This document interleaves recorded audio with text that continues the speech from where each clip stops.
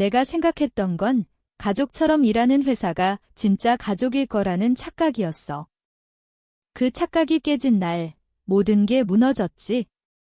그날 아침 사무실에 들어서자마자 상사의 목소리가 날카롭게 날아왔다. 얘야, 김민준. 너 내 아들한테 무슨 짓이야? 사과할 때까지 프로젝트에서 빠져 그 말에 나는 멍하니 서 있었다. 10년 넘게 이 회사에서 뼈 빠지게 일했는데 그 한마디로 모든 게 끝나? 내 인생이 이렇게 무너질 줄 누가 알았겠어. 하지만 그 순간 나는 결심했어. 사임할 거야. 그리고 그 후로 벌어진 일들은 나조차도 믿기지 않을 만큼 드라마틱했지. 나는 35살 평범한 직장인 김민준이야. 대학 졸업 후 바로 이 중소 IT 회사에 들어왔어. 처음엔 야근이 일상이었고 주말도 없이 코딩만 했지. 상사인 박 사장은 나를 아꼈어. 민준아, 너 없으면 회사 돌아가지 않아 라고 말할 정도였으니까. 그런데 2년 전 박 사장의 아들 영준이가 입사했어.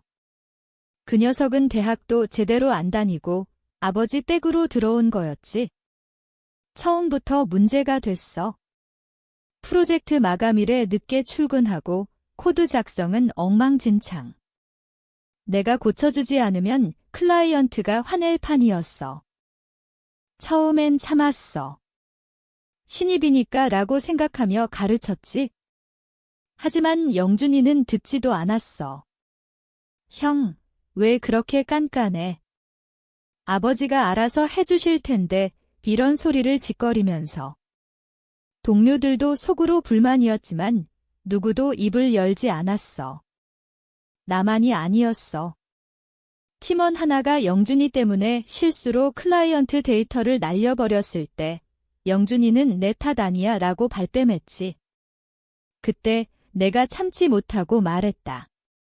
영준아, 내가 제대로 안 했으니까 이런 일이 생긴 거야. 책임져. 그게 시작이었어. 그 후로 영준이는 나를 미워했어. 사소한 일로 트집 잡고 상사한테 일러 바쳤지. 박 사장은 처음엔 중립이었지만 점점 아들 편을 들기 시작했어. 민준아, 영준이가 아직 어리니까 이해해줘. 이해? 내가 왜? 나는 매일 야근하며 회사 살리는데 그 녀석은 출근만 해도 칭찬받아. 심지어 영준이가 내 아이디어를 훔쳐서 발표했을 때도 박 사장은 좋은 팀워크네 라고 웃어넘겼어. 그때부터 내 가슴에 분노가 쌓이기 시작했지. 매일 출근길에 오늘은 참아야 해라고 중얼거렸어. 하지만 그 분노는 점점 커져서 밤에 잠도 못 이룰 정도였어. 그러다 그날이 왔어. 대형 프로젝트 마무리 단계에서 영준이가 또 실수했어. 클라이언트 측 서버 연동 코드를 잘못 짜서 테스트 중에 데이터가 유출될 뻔했지. 내가 밤새워 고쳤어. 다음날 회의에서 내가 영준이한테 말했다. 이런 실수는 용납 안 돼. 다음부턴 제대로 해. 영준이는 얼굴 붉히며 나가버렸고 곧 박 사장이 날 불렀어. 너 내 아들한테 왜 그래? 사과해. 안 하면 프로젝트에서 빼버릴 거야. 그 말에 나는 웃음이 나왔어. 10년 충성의 대가가 이거야? 사장님, 저는 사과 안 할 겁니다. 대신 사임하죠. 그렇게 말하고 자리로 돌아왔어. 사임서를 쓰는 손이 떨렸어. 가족을 부양해야 하고 대출도 있었으니까. 하지만 그 순간 자유를 느꼈어. 더 이상 참지 않아도 돼. 회사 나가면서 동료들이 속삭였어. 민준아, 잘했어. 하지만 박 사장은 후회할 거야 라고 중얼거렸지. 집에 돌아와 아내한테 말했다.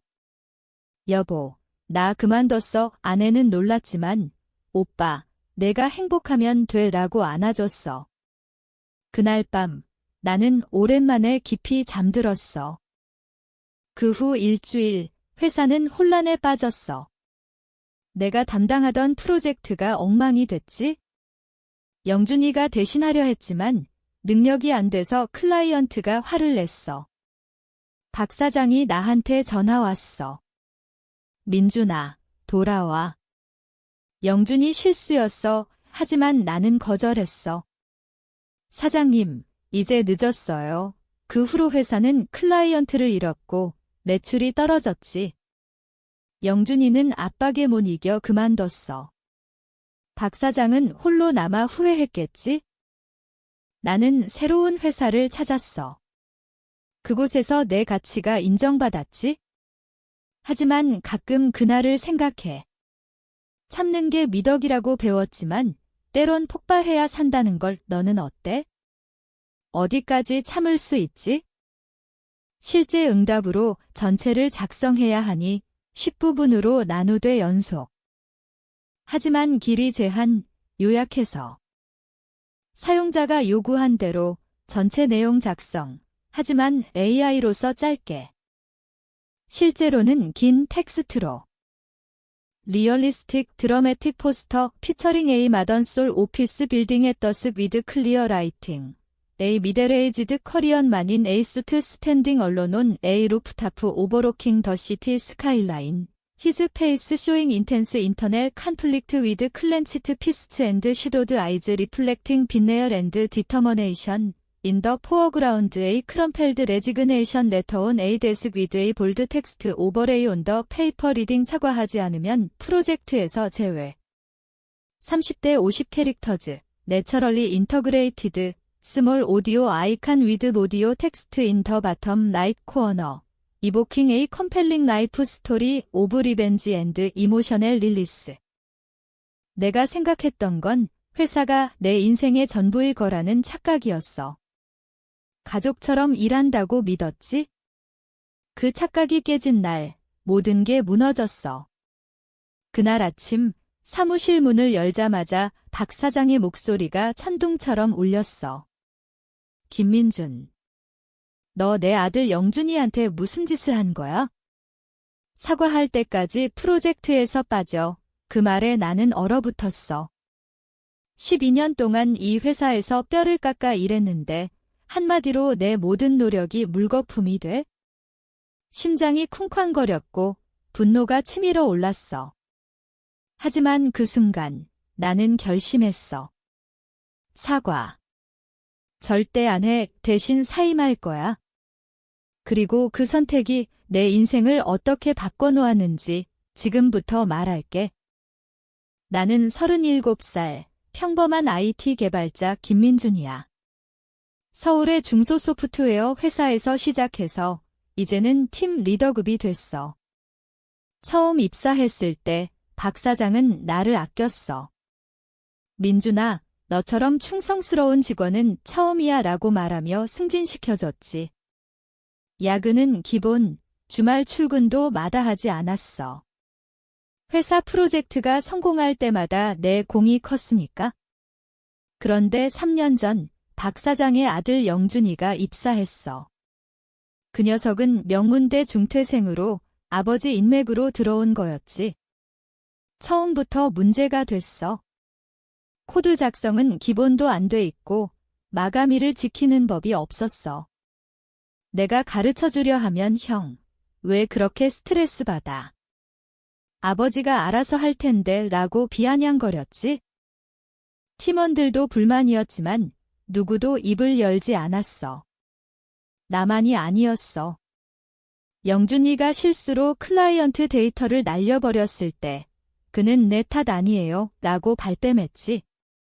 그때 내가 참지 못하고 말했다. 영준아, 내 실수 때문에 팀 전체가 피해봤어. 책임감 가져. 그 후로 영준이는 나를 적대시했어. 사소한 일로 상사한테 고자질하고 내 아이디어를 슬쩍 훔쳐가 발표하곤 했어. 박 사장은 처음엔 젊은이가 실수할 수 있지라고 웃어넘겼지만 점점 아들 편을 들었어. 민준아, 영준이를 너무 탓하지 마. 가족이니까. 가족. 회사가 가족이라면 왜 나만 희생해야 해? 그런 일들이 쌓여갔어. 매일 출근길에 속으로 중얼거렸어. 오늘은 참아. 월급 때문에 하지만 밤에 집에 돌아와 베개에 얼굴을 묻고 올 때도 있었어. 아내는 오빠, 왜 그렇게 힘들어해?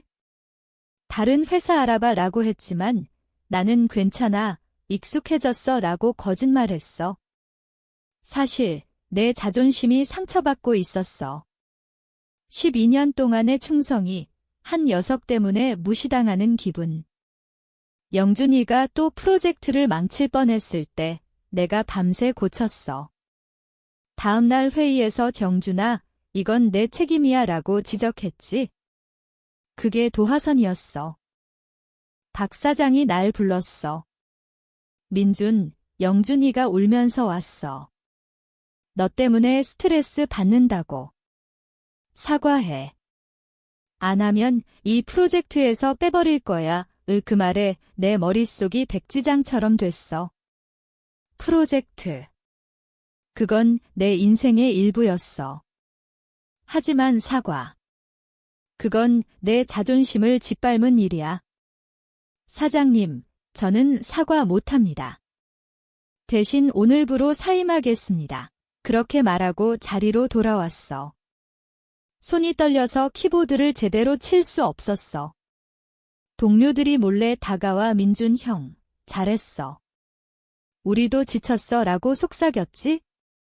박 사장은 후회할 거야, 민준.